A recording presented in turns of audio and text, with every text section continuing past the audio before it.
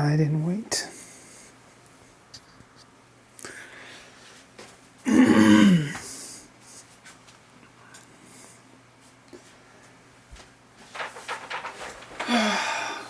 In life, sometimes it's time to retire. And unfortunately, after a good 15 plus year run, it's time to retire my friend here. So, with that, let's cue the intro so we can get the unboxing going.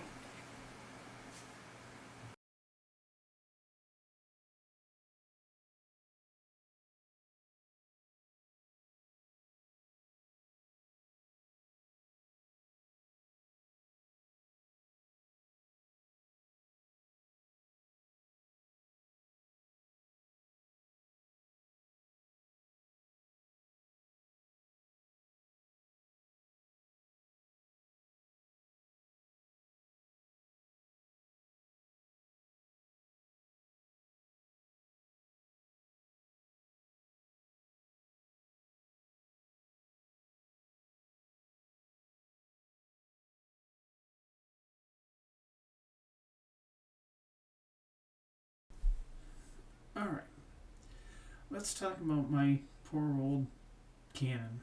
Well, it's about 15 years or so old, probably more than that by now. It's served me well. But unfortunately, I'm getting these red haze indicating that the sensor's starting to die, so it's time to replace it.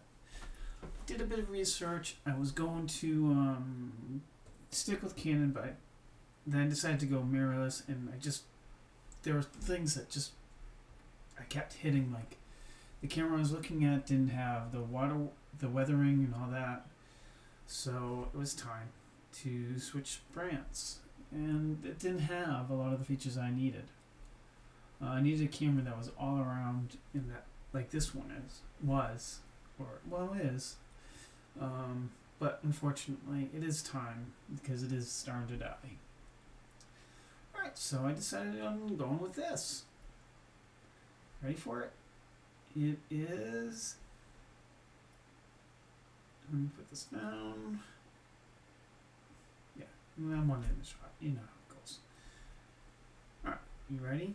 Here it comes. It is. Wait for it. There you go. The Sony a7r 4. To me, this seemed like a lot of nice features. Unfortunately, I am giving up a couple little things that are comforts, I'd say, that the Canon has. Like the articulating screen, I love that thing. This does not have that. It has a tilt out screen instead. But it does have touch, which is kind of nice. It has a 61 megapixel sensor, so, that's those things. Let's take a look inside. We got our lovely instructions and some random bit of registration card. So all online stuff, which is nice. I think it's easier to navigate an online manual anyways, so I'm cool with that. Alright, now let's continue opening the box. Let's get inside here. Ooh, what do we see? A little tab. Nothing yet. And here, there you can see the strap, which I'm going to use for now because, well, it's important to have a strap on your camera. Alright, let's get this out of our way. Decent enough quality. Nothing is too special about it. Alright, let's see what's in here. We got the exciting bits, the cables and stuff. Yeah, I know. Nothing too thrilling there. That's just the battery. It's a nice lithium ion. And alright, moving on. Let's take a look at the next piece, which is, well, cables and chargers, charger and stuff like that. So this thingamabob, I think it's for holding cables and stuff into the ports. I'll have to mess with that at some point. But for now, I'm not going to worry about it.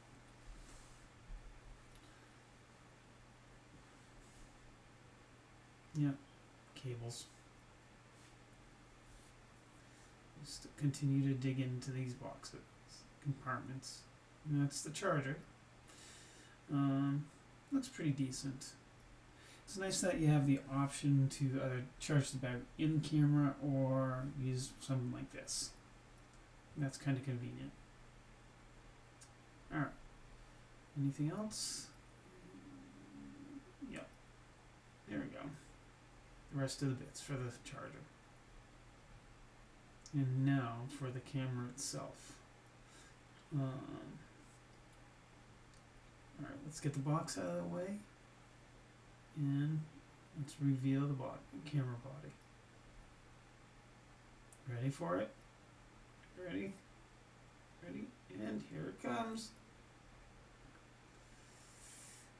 Ooh, I do like their styling of the camera. It is quite nice. But like I said, the screen on the back is kind of annoying. I wish it was an articulating screen, one that can flip out. It makes so much more sense.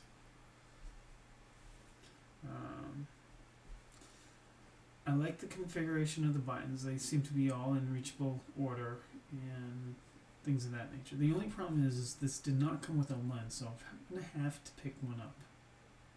Which, just so you know, I have. You'll see it in a minute. Let's just continue to look at the camera itself. Alright, we'll take the lens cover, the sensor cover off. Take a quick look inside, make sure there's nothing got damaged when we were in transit from shipping.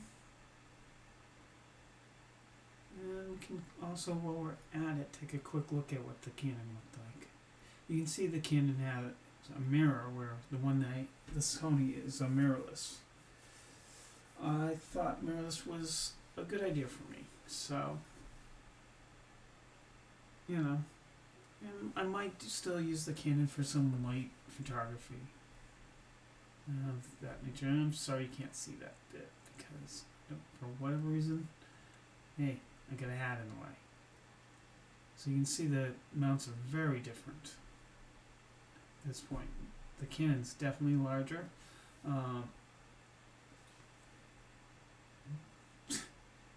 Excuse me while I glance even deeper inside of the mirror. With the sensor, you can just see the sensor. To me, this is kind of fascinating because, well, you know, I've never owned a mirrorless camera with interchangeable lenses, so that's kind of neat. I'm not talking about something like a point and shoot or anything like that. Alright, let's get these back together and continue on here.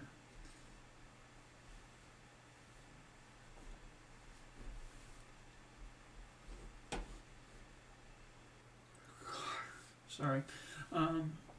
Let's take a look at the lens now. Shall we take a look at the lens now? I decided on a third-party lens just because of cost. This camera already cost me around $3,000, so spending a couple $100 less on a lens was a good solution for the time being. This one is a 28 to 70 millimeter lens. Should work nicely to start off with. It's not going to have the reach that I'm looking for at this point, but that's okay. It's fine. It's not like a high-end lens at any means, so it's going to be a little bit slower at focusing and things of that nature. It might end up being a little softer because the glass isn't, and the motors aren't like top-notch, but that's okay at this point. This point, I just need to be able to use the camera, have it functioning, and get things going with it. Because I need to make sure that it works, and I need to make sure that I'm happy with it. So, yeah. Let's see, the f-stops start at f2.8 and go up from there. It is, of course, Sony's E-mount system, and it seems to fit nicely. It does have that little ring for focusing, and you have the second ring for zoom in and zoom out. Everything seems to fit quite nicely together. I'm quite happy with the feel. The lens is a bit on the heavy side, but I'm okay with that. I have no complaints there, especially with the fact that we've got in-body stabilization with a 61 megapixel sensor, a 4K resolution video recording. The box says 30 frames, but all I can see is 25. But it doesn't even matter what region it's set to. So that's something I've already tried with it. Alright. What we're going to do next is I think we'll take we will look at a couple pictures, and so you guys can see. Well, I'm continue to mess with the camera in fascination. We'll move on to taking a look at a couple pictures. Why don't we take a look at a couple pictures now? We're going to take a look at a picture of a truck that I took and one of my walks with the camera so far. As you can see, there's some nice rust details coming from the truck fender, and the quality of the color seems to be pretty nice in my opinion. So I'm so far happy with it. Now let's take a look at the next thing that I took a picture of. Actually, I took this picture before I took the truck picture. I think it was earlier that morning. If you look at it, you can see near the puddle, the little rocks and stuff, the details that actually showed up. And in addition to that, the casting of the shadows along with the rays from the sun. The camera did a really great job at capturing all that detail. Now, the camera does have a little bit of a learning curve. When I do the review, I'll talk about that a little bit.